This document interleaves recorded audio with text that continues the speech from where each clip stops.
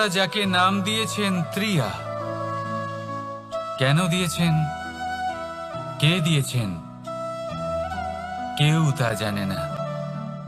কথায় আছে পুরুষরা ভাবেন যে ত্রিয়া, ভাবেন একরকম, বলেন অন্য কিছু, আর করেন অন্য কিছুই।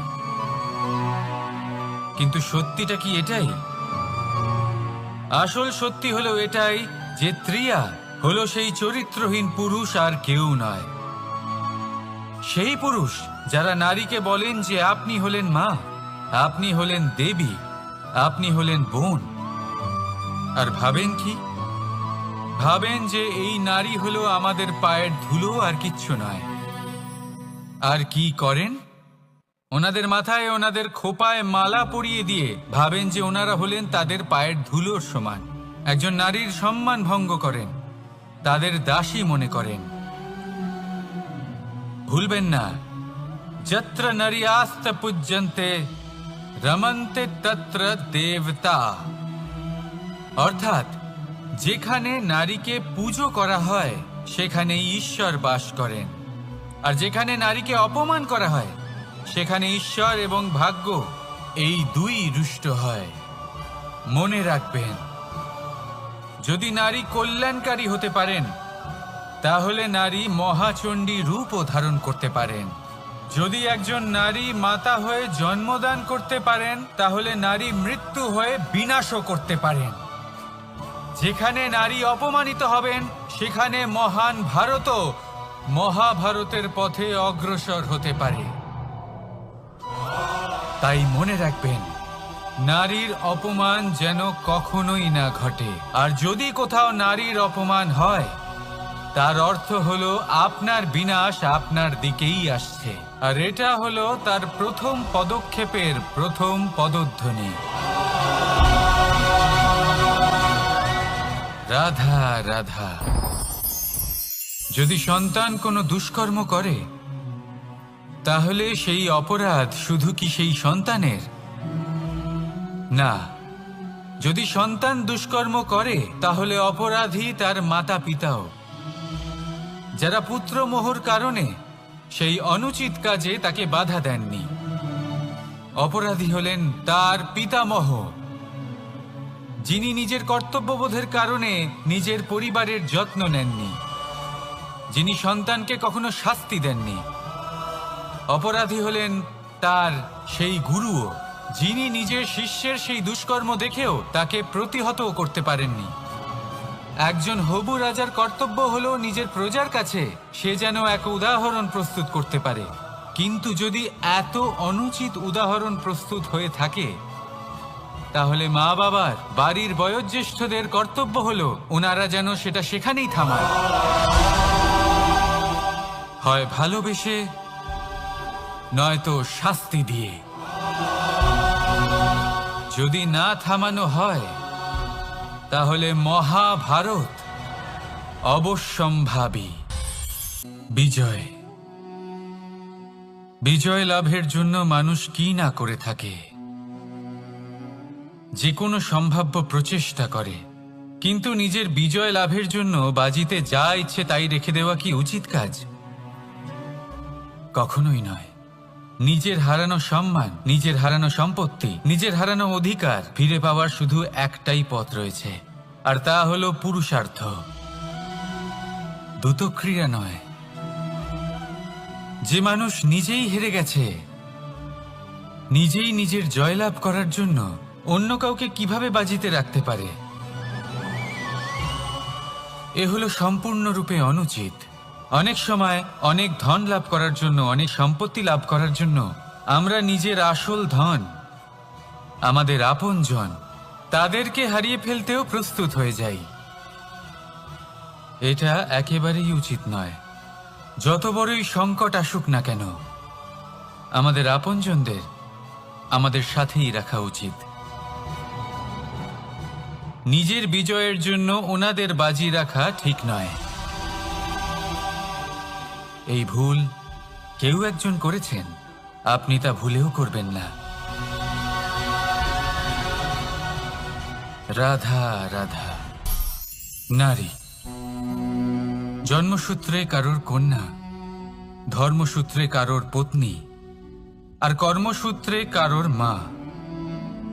আমাদের মনে এই ছবি আঁকা রয়েছে একজন নারীকে নিয়ে, তাই না?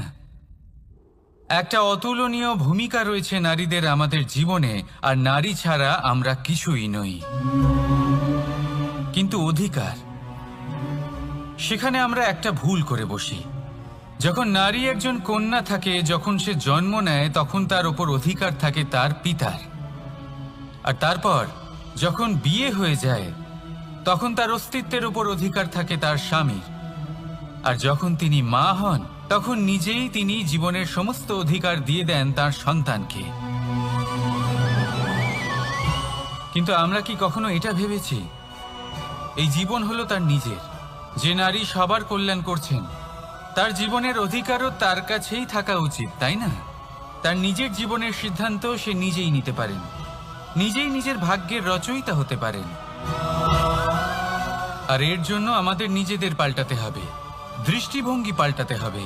কারণ এই ধারণা সেটা আজ বা কালকের ব্যাপার নয়, এটা ঘটে চলেছে বহু বছর ধরে, আর চলতেই থাকবে যদি আমরা এটা না বদলাই। আর এটা তখনই সম্ভব হবে যখন আমরা নিজেদের মধ্যে পরিবর্তন আনব। তাই আজকের পর থেকে, এই মুহূর্ত থেকে, কোনো নারীর ওপর অকারণ অধিকার স্থাপনের আগে সহস্রবার ভেবে দেখবেন। কারণ যখন নারী নিজের অধিকার কেড়ে নিতে বাধ্য হবেন, তখন শুধু এবং শুধুমাত্র বিনাশই ঘটবে। রাধা রাধা। অনেক ব্যক্তির মনে একটা প্রশ্ন জাগে আমাকে আর রাধাকে নিয়ে। বলেন যে, না আমি আর রাধা একসাথে থাকি, না আমাদের বিয়ে হয়েছে। আমি এখানে দ্বারকাতে, ও ওখানে বর্ষণাতে, তাও এত ভালোবাসা কি করে? এ কেমন সম্পর্ক?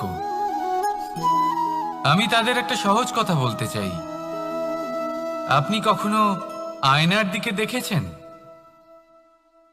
নিজের দুই চোখের দিকে তাকিয়ে জিজ্ঞাসা করুন, এই দুই চোখ একসাথে কেন বন্ধ হয়? একসাথে কেন খোলে? একসাথে কেন ঘুমোয়? একসাথে কেন কাঁদে?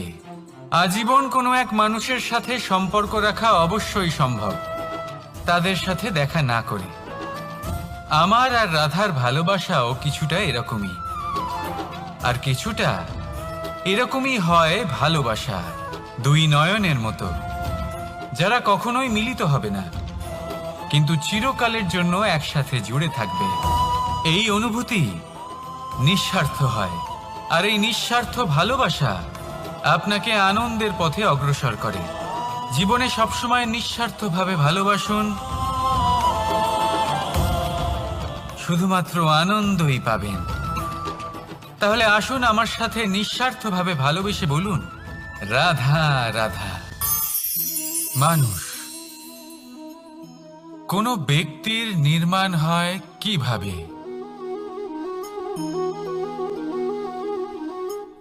কেউ বলবেন পঞ্চতত্ত্বের দ্বারা, কেউ বলবেন আত্মা, দেহ ও চেতনার দ্বারা, কেউ বলবেন ঈশ্বরের কৃপার দ্বারা, তো কেউ বলবেন এই প্রকৃতির পরীক্ষার দ্বারা।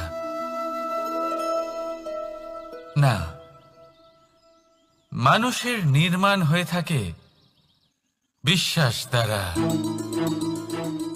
ব্যক্তি তখনই গড়ে ওঠেন যখন ব্যক্তিত্ব থাকে, ঠিক কিনা? আর ব্যক্তিত্ব তখনই হবে, আর সেরকমই হবে যেরকম বিশ্বাস আপনি নিজের উপরে রাখবেন।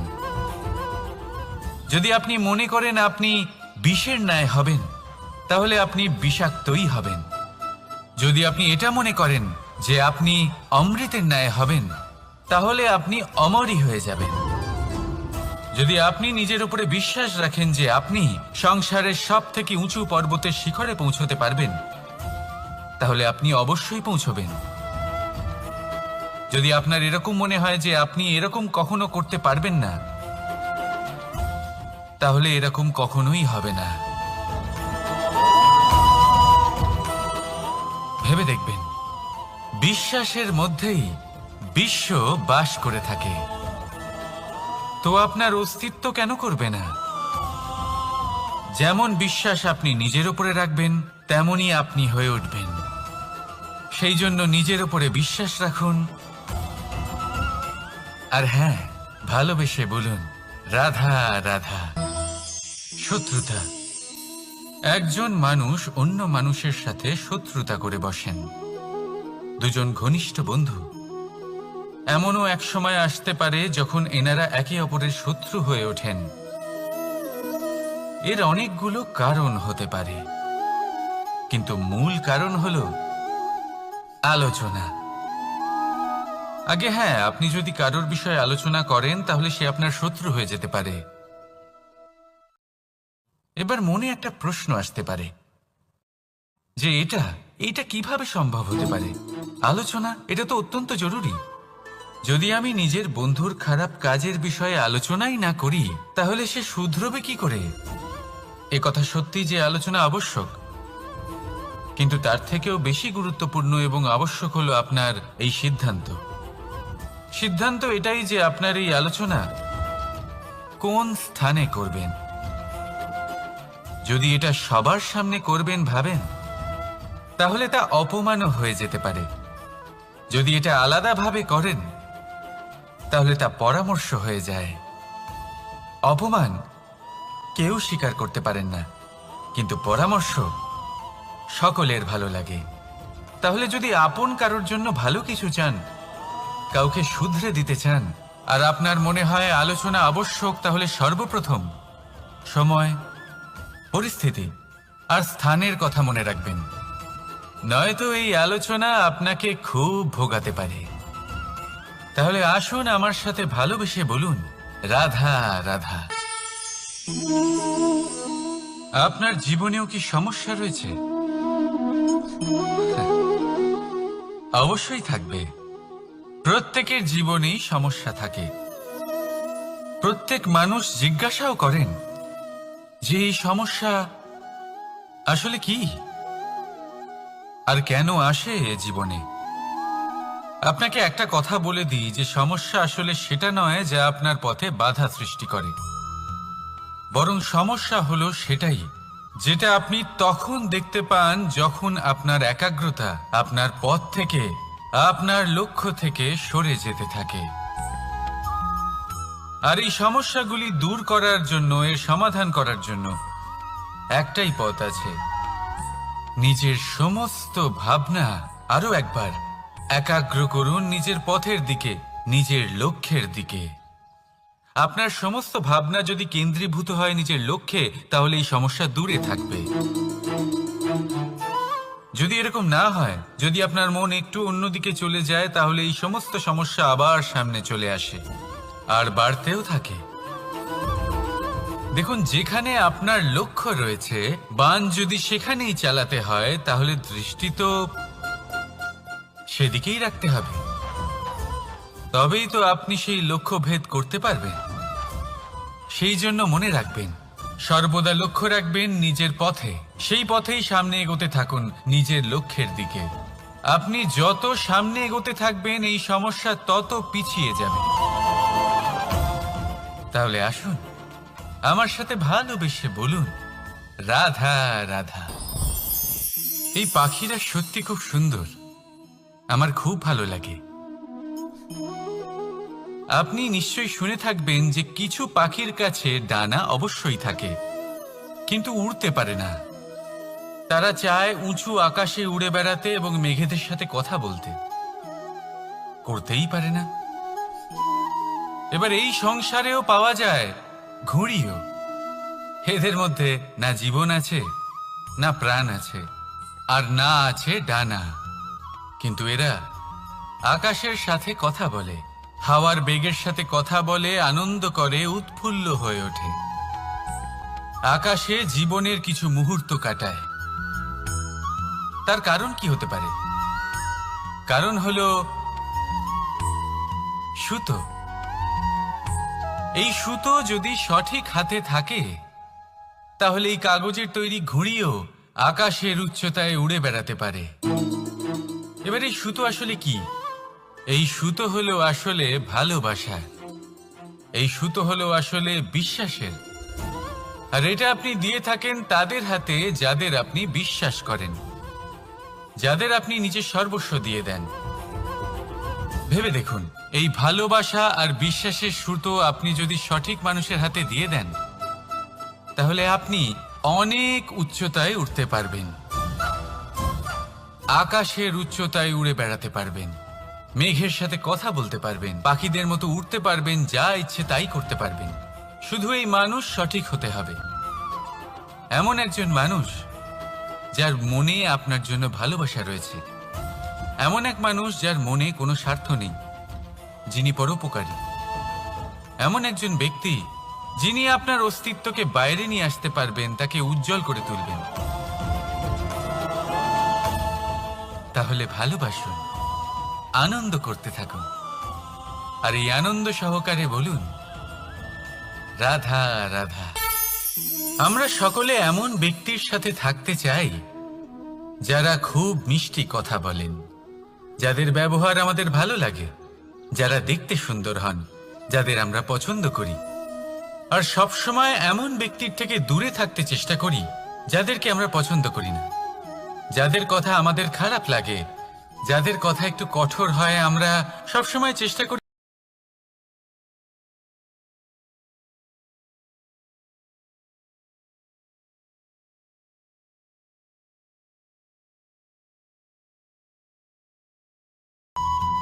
ওষুধও একটু কড়াই হয়, কিন্তু এ কি করে?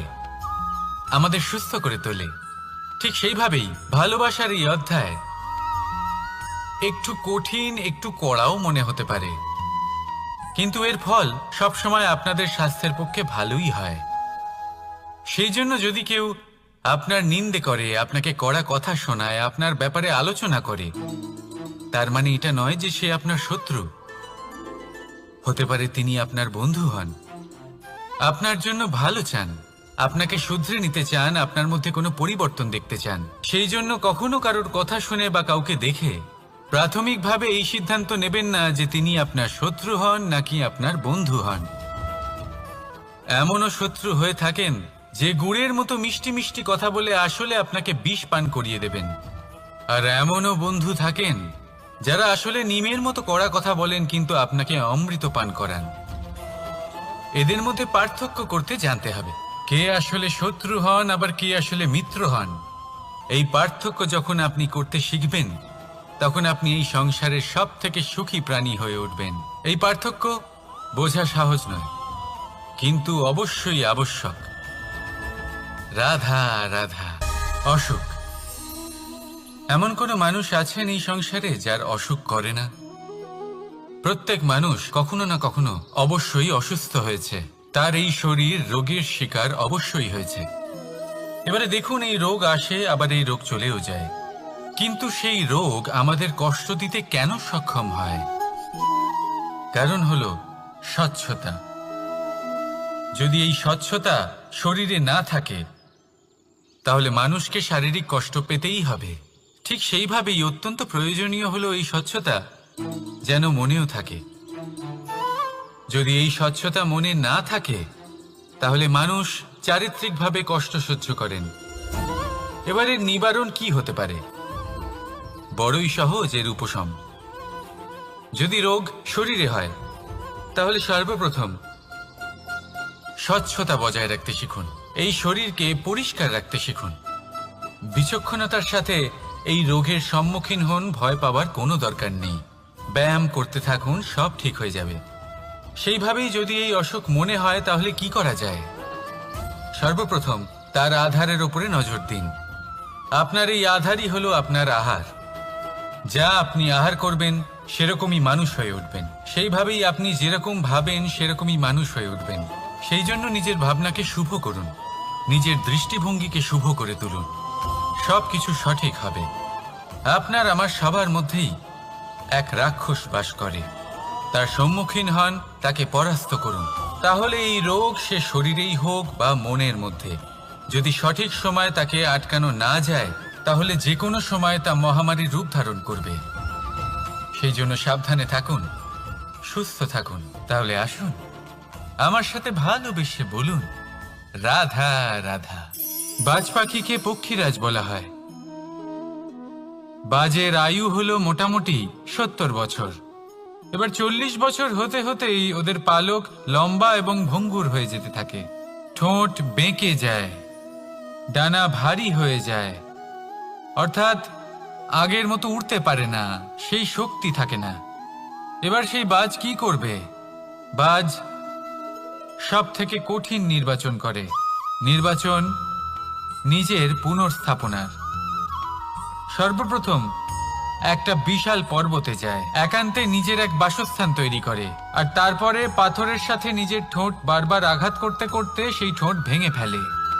তারপরে সে অপেক্ষা করে সেই ঠোঁট পুনর্নির্মাণ হওয়ার। তারপর সেটাই করে নিজের পালকের সাথে। তারপরে নিজের ডানা থেকে এক এক করে ভারী পালকগুলো ছিঁড়ে ফেলে দেয়। আর তারপর 150 দিনের এই যন্ত্রণা সহ্য করার পরে ও ফিরে পায় নিজের ওড়বার অনন্য ক্ষমতা, সেই শক্তি। আর তারপরে ও জীবনের পরবর্তী 30 বছর বাঁচে।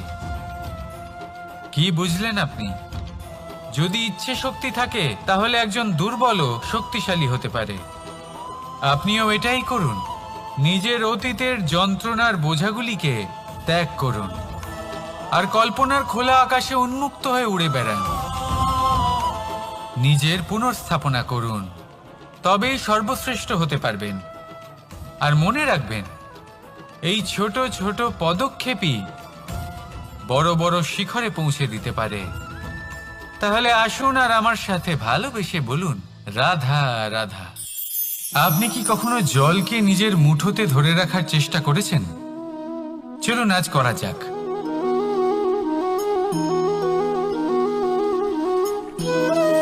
যদি আপনি নিজের মুঠো জোরে বন্ধ করেন, জল ধরে রাখতে পারবেন না। যদি আপনি তাকে এমনি বইতে দেন, তাহলে ও নিজের পথ নিজেই করে নেবে আর আপনার হাতেও থেকে যাবে। আমাদের জীবনও হলো কিছুটা এরকম, জলের মতো। নিজের পথ নিজেই করে নেয় এই জীবন। প্রত্যেক সমস্যার সমাধান নিজেই করে নেয় এই জীবন। তাই জীবনে যখন কোনো পরিস্থিতি আমাদের প্রতিকূল হয়ে থাকে, কিছুই হয়তো আমরা বুঝতে পারছি না, কিছুই যখন বসে থাকে না, তখন আমরা হতাশ হয়ে পড়ি, নিরাশ হয়ে পড়ি। আর এটাই করা উচিত নয়। শান্ত মনে দেখতে হবে যে এই জীবনে আসলে কি ঘটে চলেছে। কষ্ট সবাই ভোগ করেন। কষ্ট পেলে কেউ রেগে যান, রেগে গিয়ে পরাক্রম দেখান। এটাই তো করা উচিত নয়। শান্ত মনে সেটাই করতে হবে যা জীবন আমাদের শেখাতে চাইছে। জীবন আমাদের সব শিখিয়ে দেবে, শুধু মনে রাখবেন কখন প্রয়াস করতে হবে আর কখন আমাদের প্রতীক্ষা করতে হবে, সেটা আগে আপনাকে বুঝতে হবে। তাহলে আসুন আমার সাথে ভালোবেসে বলুন, রাধা রাধা। বল, শক্তি, পরাক্রম এই সংসারের বিকাশের মূল। কিন্তু কখনো ভেবেছেন যে প্রকৃতি আমাদের এই বল, শক্তি, পরাক্রম কেন দিয়েছেন?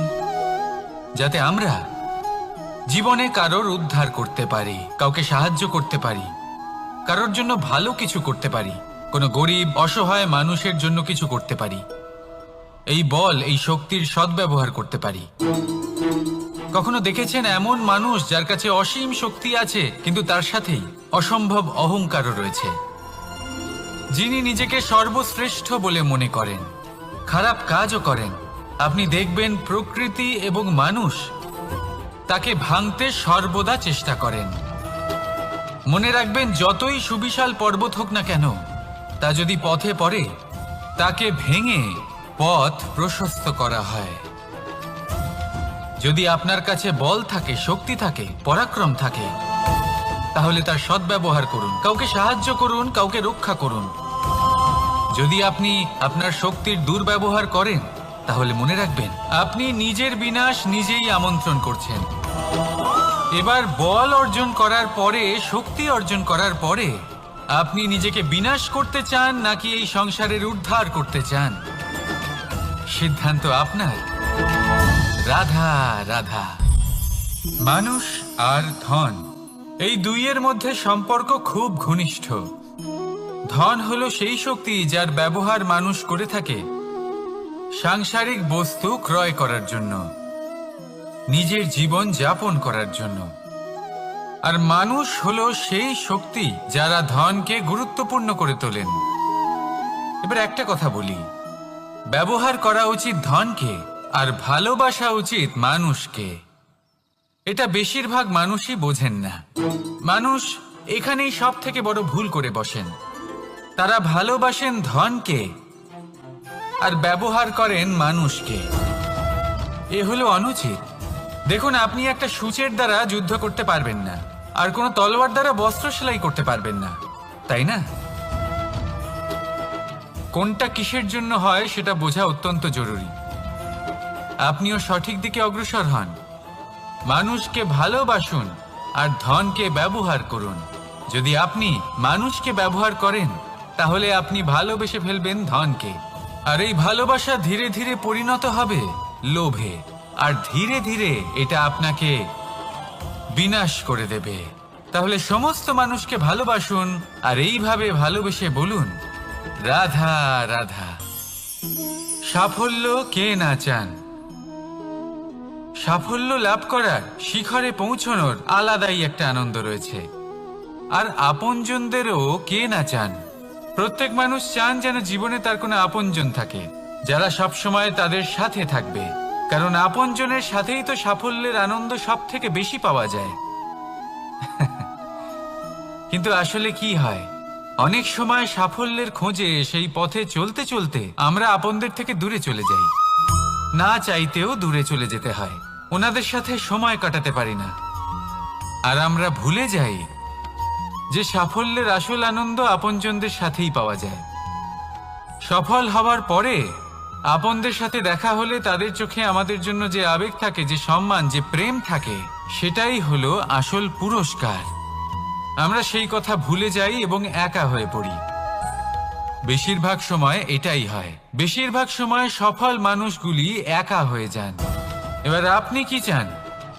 আপনি অসফল হয়ে দিনগুলি একাকিত্বে কাটাতে চান, নাকি সফল হয়ে আপনজনদের সাথে আনন্দে থাকতে চান? সেই সিদ্ধান্ত আপনার। সাফল্যের পেছনে ছুটুন, নিজেকে উজাড় করে দিন, কিন্তু আপনজনদের সঙ্গ ত্যাগ করবেন না। সেই আপনজন যারা আপনার সাফল্যের জন্য দায়ী, সেই আপনজন যিনি আপনার সাফল্যে আনন্দ পান, সুখ লাভ করেন, তাদের কখনো ত্যাগ করবেন না। আসুন আমার সাথে ভালোবেসে বলুন, রাধা রাধা। ভগবান আর ভক্ত যখন এক আকার হয়ে যায়,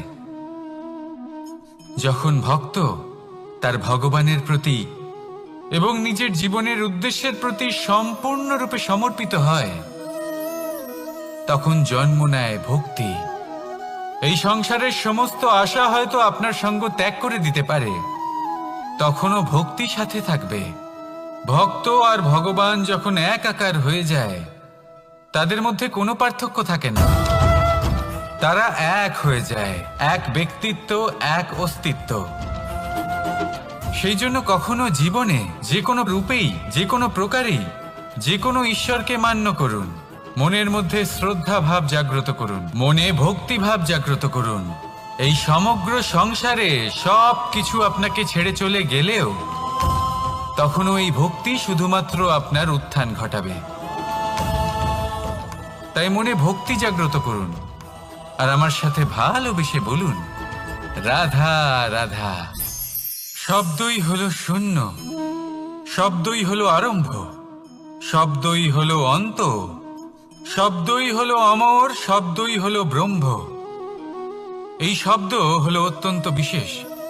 কেউ কাঁদলে তাকে হাসিয়ে তোলে, কেউ হাসলে তাকে কাঁদিয়ে দেয়। কারোর মনে উদ্দীপনা জাগিয়ে তুলতে পারে, আবার কারোর মনে কাঁটা হয়ে বিঁধে থাকতে পারে। একটা অত্যন্ত গুরুত্বপূর্ণ কথা যা বোঝা অত্যন্ত আবশ্যক। আপনার মন, আপনার হৃদয় যতই শুদ্ধ হোক না কেন, যতই পবিত্র হোক না কেন, আপনার দৃষ্টিভঙ্গি যতই স্পষ্ট হোক না কেন, যদি আপনার কথা পবিত্র না হয়, যদি আপনার শব্দ শুদ্ধ না হয়, তাহলে তা আপনাকে আপনার কর্মফল ভোগ করতে বাধ্য করবেই।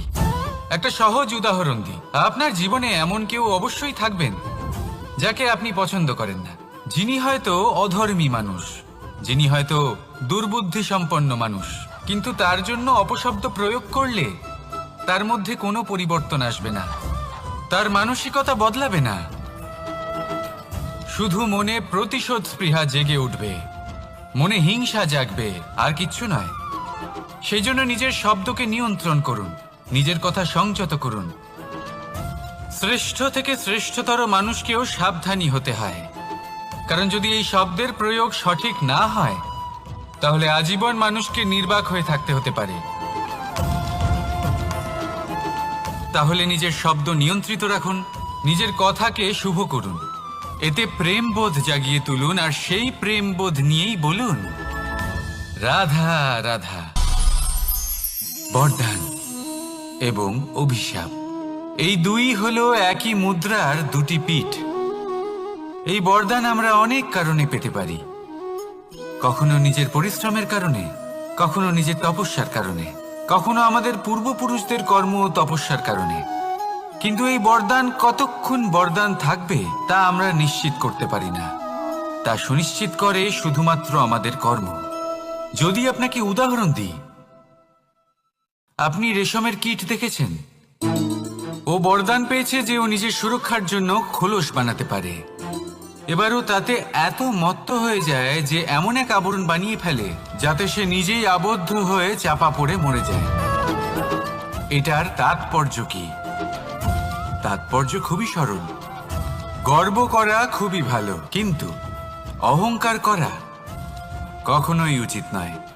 যদি অহংকার মনের মধ্যে প্রবেশ করে তাহলে এই বরদান অভিশাপে পরিণত হতে সময় লাগে না। আর যদি কর্মশ্রেষ্ঠ হয় তাহলে অভিশাপও বরদানে পরিণত হয়। তাহলে আসুন শ্রেষ্ঠ কর্ম করুন আর আমার সাথে ভালোবেসে বলুন রাধা রাধা। সুখ, দুঃখ, মৃত্যু, মহামারী, এগুলো কখনো বলে আসে না, আবার জিজ্ঞাসা করেও আসে না। এমনই হয় দ্রুত ক্রীড়ার এই খেলায়। এক কারাগারের মতো, একটা মাকড়সার জালের মতো। যেমন একটা মাকড়সার জাল একটা পোকাকে নিজের দিকে আসতে আকর্ষিত করে নিজের চমকের দ্বারা, নিজের গঠন দ্বারা, সেরকমই দ্রুত ক্রীড়ার এই খেলা মানুষকে নিজের দিকে আসতে প্ররোচিত করে। শেষে গিয়ে মানুষ আটকা পড়ে। পার্থক্য শুধু এটাই, যখন এক পোকা এই জালে জড়িয়ে পড়ে তখন সে তার প্রাণ হারায়। মানুষ যখন এই দ্রুত ক্রীড়ায় আকর্ষিত হয় সে নিজের মান, নিজের ধন সব কিছু হারায়, নিজের বিবেক হারিয়ে ফেলে। কিন্তু আপনি আপনার বিবেক কখনোই হারাবেন না। যদি আপনার মনে লোভ চলে আসে আপনি লোভী হয়ে ওঠেন। যদি আপনি দ্রুত ক্রীড়ার এই খেলায় আটকা পড়েন তাহলে মনে রাখবেন এই খেলা থেকে ফিরে আসা প্রায় অসম্ভবই বলা যায়। নিজের বিবেক কখনো হারাতে দেবেন না, কারণ বিনাশ আসার প্রথম লক্ষণ হলো বিবেকের বোধ চলে যাওয়া। এই প্ররোচনায় কখনো পা দেবেন না। আর আমার সাথে ভালোবেসে বলুন রাধা রাধা। বিজয়, বিজয় লাভের জন্য মানুষ কি না করে থাকে, যে কোনো সম্ভাব্য প্রচেষ্টা করে। কিন্তু নিজের বিজয় লাভের জন্য বাজিতে যা ইচ্ছে তাই রেখে দেওয়া কি উচিত কাজ? কখনোই নয়। নিজের হারানো সম্মান, নিজের হারানো সম্পত্তি, নিজের হারানো অধিকার ফিরে পাওয়ার শুধু একটাই পথ রয়েছে, আর তা হলো পুরুষার্থ, দ্রুত ক্রিয়া নয়। যে মানুষ নিজেই হেরে গেছে, নিজেই নিজের জয়লাভ করার জন্য অন্য কাউকে কিভাবে বাজিতে রাখতে পারে? এ হলো সম্পূর্ণরূপে অনুচিত। অনেক সময় অনেক ধন লাভ করার জন্য, অনেক সম্পত্তি লাভ করার জন্য আমরা নিজের আসল ধন, আমাদের আপনজন, তাদেরকে হারিয়ে ফেলতেও প্রস্তুত হয়ে যাই। এটা একেবারেই উচিত নয়। যত বড়ই সংকট আসুক না কেন, আমাদের আপনজনদের আমাদের সাথেই রাখা উচিত। নিজের বিজয়ের জন্য ওনাদের বাজি রাখা ঠিক নয়। এই ভুল কেউ একজন করেছেন, আপনি তা ভুলেও করবেন না। রাধা রাধা। নারী জন্মসূত্রে কারোর কন্যা, ধর্মসূত্রে কারোর পত্নী, আর কর্মসূত্রে কারোর মা। আমাদের মনে এই ছবি আঁকা রয়েছে একজন নারীকে নিয়ে, তাই না? একটা অতুলনীয় ভূমিকা রয়েছে নারীদের আমাদের জীবনে, আর নারী ছাড়া আমরা কিছুই নই। কিন্তু অধিকার, সেখানে আমরা একটা ভুল করে বসি। যখন নারী একজন কন্যা থাকে, যখন সে জন্ম নেয়, তখন তার ওপর অধিকার থাকে তার পিতার। আর তারপর যখন বিয়ে হয়ে যায়, তখন তার অস্তিত্বের ওপর অধিকার থাকে তার স্বামীর। আর যখন তিনি মা হন, তখন নিজেই তিনি জীবনের সমস্ত অধিকার দিয়ে দেন তার সন্তানকে। কিন্তু আমরা কি কখনো এটা ভেবেছি এই জীবন হলো তার নিজের? যে নারী সবার কল্যাণ করছেন, তার জীবনের অধিকারও তার কাছেই থাকা উচিত, তাই না? তার নিজের জীবনের সিদ্ধান্ত সে নিজেই নিতে পারেন, নিজেই নিজের ভাগ্যের রচয়িতা হতে পারেন। আর এর জন্য আমাদের নিজেদের পাল্টাতে হবে, দৃষ্টিভঙ্গি পাল্টাতে হবে। কারণ এই ধারণা সেটা আজ বা কালকের ব্যাপার নয়, এটা ঘটে চলেছে বহু বছর ধরে আর চলতেই থাকবে যদি আমরা এটা না বদলাই। আর এটা তখনই সম্ভব হবে যখন আমরা নিজেদের মধ্যে পরিবর্তন আনব। তাই আজকের পর থেকে, এই মুহূর্ত থেকে, কোনো নারীর ওপর অকারণ অধিকার স্থাপনের আগে সহস্রবার ভেবে দেখবেন। কারণ যখন নারী নিজের অধিকার কেড়ে নিতে বাধ্য হবেন, তখন শুধু এবং শুধুমাত্র বিনাশই ঘটবে। রাধা রাধা। নারী, পুরুষরা যাকে নাম দিয়েছেন ত্রিয়া, কেন দিয়েছেন, কে দিয়েছেন, কেউ তা জানে না। কথায় আছে, পুরুষরা ভাবেন যে ত্রিয়া, ভাবেন একরকম, বলেন অন্য কিছু, আর করেন অন্য কিছুই। কিন্তু সত্যিটা কি এটাই? আসল সত্যি হলো এটাই যে ত্রিয়া হলো সেই চরিত্রহীন পুরুষ, আর কেউ নয়। সেই পুরুষ যারা নারীকে বলেন যে আপনি হলেন মা, আপনি হলেন দেবী, আপনি হলেন বোন। আর ভাবেন কি? ভাবেন যে এই নারী হলো আমাদের পায়ের ধুলো, আর কিচ্ছু নয়। আর কি করেন? ওনাদের মাথায়, ওনাদের খোপায় মালা পরিয়ে দিয়ে ভাবেন যে ওনারা হলেন তাদের পায়ের ধুলোর সমান। একজন নারীর সম্মান ভঙ্গ করেন, তাদের দাসী মনে করেন। ভুলবেন না, যত্র নারী আস্ত পূজ্যন্তে রমন্তে তত্র দেবতা। অর্থাৎ যেখানে নারীকে পুজো করা হয়, সেখানে ঈশ্বর বাস করেন। আর যেখানে নারীকে অপমান করা হয়, সেখানে ঈশ্বর এবং ভাগ্য এই দুই রুষ্ট হয়।